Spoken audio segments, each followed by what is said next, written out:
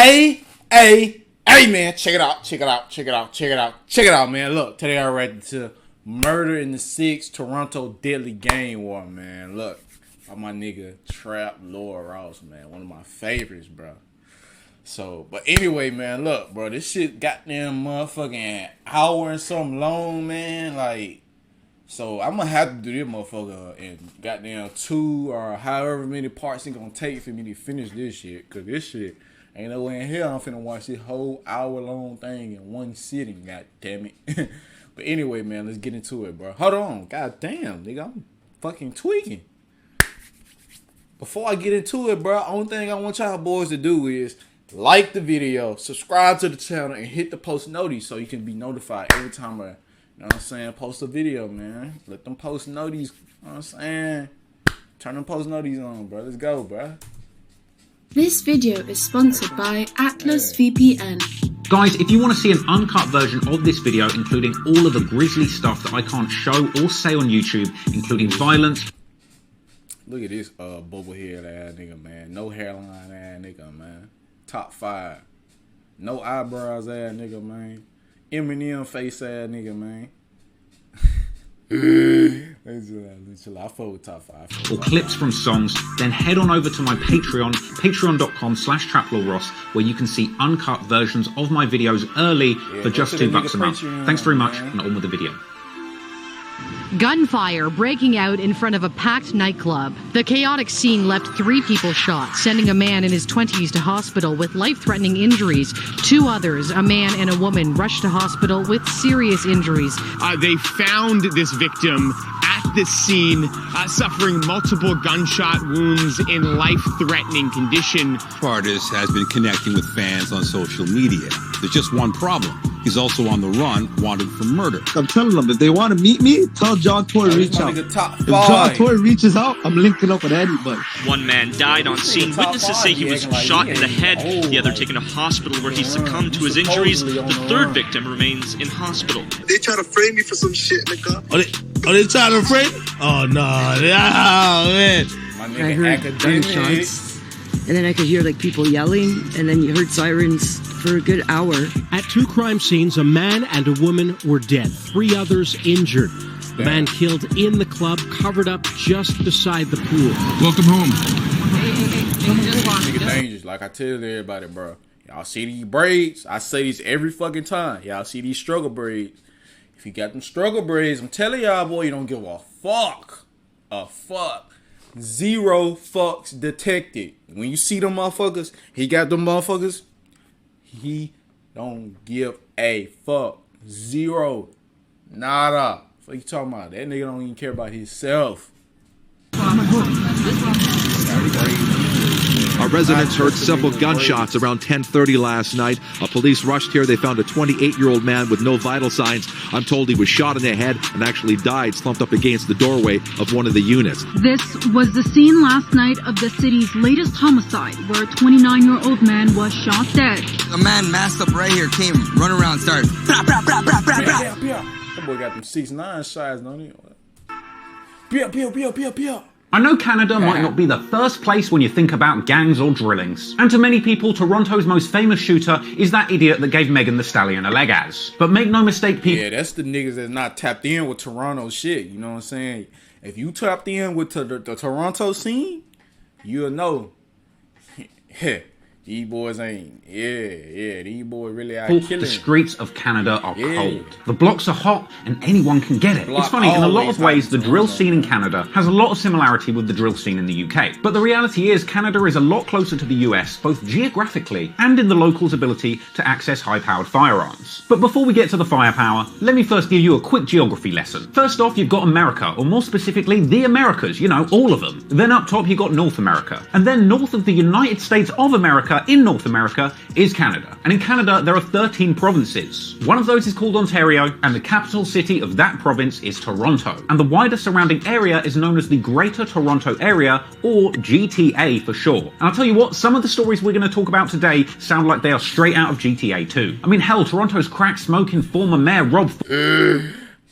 Ain't no way, hey boy, this Peter Griffin ass nigga, man.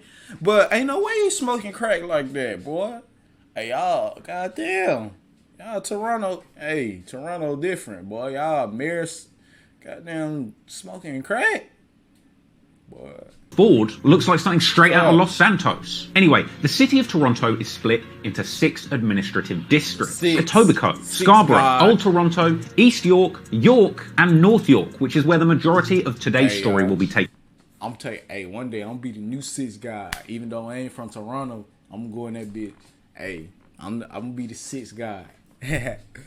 Place. But of course, like any story covering a long and illustrious street feud, there's always 2 sides to the story and 2 sides of town. And when it comes to the underworld of Toronto, the city is further split into 2 distinctive halves, with a number of internet hood maps having circulated for years, showing the divide between Toronto's up top and down bottom gangs. Meanwhile, there are even more complicated and interactive gang maps that circulate online that can give you a much more detailed and nuanced breakdown of the smaller gang sets that run strips of turf in Toronto's underworld. So today, I'm going to break it all down for you, telling you the come-up story of some of the most famous Toronto rappers to come out of these areas, from Presser to Top 5 to Smoke Dogg to Houdini, and I'm going to tell you about the many shocking murders that some of these rappers witnessed in the streets during their come-up, and I'm going to tell you the tragic stories of some of the people who didn't make it out. There's a lot of sad stories behind it, but the reality is Toronto's rap scene is absolutely booming. I'm excited to tell you everything about it, the good, the bad, and the ugly, and we're going to get to all of that, but first, a word from our sponsor. Ooh, it's your boy. Yeah, I'm fuck with ya. Let's get into it right about here. Neighborhoods in Toronto drill culture is Jane and Finch, named after the nearby Jane Street and Finch Avenue. And you've also got nearby Driftwood off Driftwood Avenue and the Driftwood Court. Now, Northside Jane and Finch and the surrounding areas have had a notoriously bad reputation in Toronto, with numerous articles having been written in the local media about just how dangerous it gets, with it regularly coming up as having the highest shooting rate in all of the city's police divisions. Of course, bearing some of the responsibility for the many local shootings are street gangs like the Driftwood Crips, who have been targeted by the Toronto police extensively. There was a massive bust on the Driftwood Crips in 2017 dubbed Project... Why you still got this milk dud head ass nigga on my... This milk dud head ass nigga on my screen, man. This man, icebox head ass nigga, man. What's up, man? Peanut head ass nigga, man. Little lip ass nigga, man. Little mustache ass nigga, man. Chronic, where over 100 arrests and over 600 charges were handed out around 2017, with it even being said in court papers that the Driftwood Crips were out here supplying large amounts of fentanyl and cocaine to a network of dealers that even included Hell's Angels biker gangs. These Driftwood mans are out here on some lost and damned shit. But it's not all about Bloods and Crips in North Jane and Driftwood. A lot of rappers hailing from this area with ties to the streets identify as 3L. Now, I'm pretty sure that 3L stands for 3 letters, and those 3 letters are SOS, which means shoot on sight. So yeah, you don't want to get cited by these guys. But of course, aside from the shooters, what we're really interested in are the musicians. And one of the first rappers from this area to put their hood on and pioneer original music in the area was Robin Banks. He was pushing a Chicago drill-inspired Toronto rap sound as early as 2014 after releasing the breakout track dubbed Try Me, coming along with a music video that featured the local hoods of Jane and Finch and Driftwood extensively. But it wasn't just on the mic where Robin Banks was making moves, because he also started the Up Top Movement record label in an attempt to provide infrastructure and a system for his homies from the same area to also put out music. Now, Robin Banks would go on to drop several iconic songs in the Toronto drill scene, like Next Up, Marley's Off a Molly, Club TT, and eventually the Up Top movement would even drop their Northside Jane mixtape, introducing the world to a whole bunch of Up Top affiliated rappers who from 2015 have all tried to bring a certain kind of Chicago drill energy to their own Toronto hoods. And in my opinion, a lot of the music that's come out of the city is absolute fire. A lot of these guys have dropped trap bangers with hard beats, rapping about all the street goings on in their local area, telling the world for the first time the realities of life growing up hard in the most dangerous area of Toronto. But of course, naturally, that does mean plenty of dissing and smoking on ops. Anywho, some of the other big names that came out of that Northside Jane and Up Top movement include one of the most talented and most famous names associated with Toronto drill, Houdini. In fact, he was clearly destined for greatness in the drill world from early. After going viral as a teenager, my nigga Houdini was gonna be the nigga that bust out on the scene. One of the, hey bro, Houdini really was gonna put y'all boys on, bro. He was gonna put the Toronto drill scene on. You know what I'm saying? He was gonna do what Chief Keef did for Chicago and brought the Chicago drill scene into the forefront. That's what I feel like Houdini was gonna do for y'all boys, man. RP to Houdini, bro, for real. for posting a picture of him having put Chief Keef lyrics in his literacy test, which Chief Keef himself even retweeted. So Houdini begun his career collaborating on the track 456 along with fellow local rapper Burner Bands. Also on that track was the brother-brother duo, the Tall Up Twins, made up of Double Trouble 4400 and 4400. Also coming out of up top, you've got rappers like YG35, YS, GD, FB. You've got another brother-brother rapping duo 21 Neat and 22 Neat, or 22 Filthy, with those two rapping together under the name Neat Gang. But of course, probably the most famous name to have come out of Jane and Finch is the babyface badass Presser. He's one of the very few and motherfucking dyke at motherfucking dyke. Hey bro, why y'all? Hey, everybody be calling this nigga a dyke, bro. He do low key look like a dyke. Y'all just look at Presser. That nigga do look like a stud, like a you know what I'm saying? This nigga ain't got no facial hair. He just got braids in the back. He do look like a stud. He look like he got a strap in his backpack type shit. You know how the studs keep they strap in their backpack and shit. Let me stop playing with my nigga Presser before he had to put the I don't want no smoke, Presser. Don't kill me, my boy. Don't kill me. Probably the biggest rapper to escape the streets of Toronto completely and go mainstream in music, moving to LA to focus on his career and get away from the violence. Now, Presser has a crazy family history and he has been a real G from a very young age. Bro. What the fuck? Hey, yo, this nigga had the motherfucking curls in his head, looking like he still look like a dyke.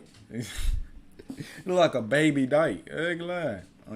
His father, Mark Gardner, was a bank robber who went on to commit murder in 1996, apparently calmly shooting a bouncer dead outside of a community dance because he had made him wait too long to get in. Presser's dad got sentenced to 15 years to life for murder, with a brief attempt to get out of jail thwarted in 2010 when he was accused of still running a gang from behind the wall. In fact, he even managed to get a brief stint on bail, which ironically took place while Presser himself was in jail. Yeah, he's still locked up. He came out on probation for I don't know, I can't remember, probably just under a year or maybe, and then he got violated for his parole, so he's still in there now. Actually, when he came out of jail, I went into jail. He came out and he was like answering my calls now, you know? Anyway, Presser's dad was aptly nicknamed Prestige, and this is where Presser's rap name comes from. Prestige, Presser, Prestige, Presser. Now, Presser himself got his first big debut in the rap game on the 2015 Posse Cut Was Gang. The track itself featured Presser, Robin Banks, GD, and FB, and was a tribute to their fallen friend Wasi, which is why sometimes you'll hear the G's from these areas referring to themselves as Was Gang too. Now, similar to Robin Banks, Presser and his brother would actually go on to start their own record label, Blue Feather Records, and once his career picked up steam, Presser went on to have one of the most illustrious careers of a non-singing rapper to ever come out of his city. But we'll get to Presser's impressive run in the music industry later on. But for now, let's look at some more demons. Because around 20 minutes drive away from Jane and Finch is another notorious Toronto hood named Lawrence Heights, or Jungle. And this is home to Go Get 'em Gang, aka the GGGs, aka the GGs. This is a feared crew of Toronto hitters, headed up by the self-proclaimed demon of Toronto, Top 5. And his story is crazy.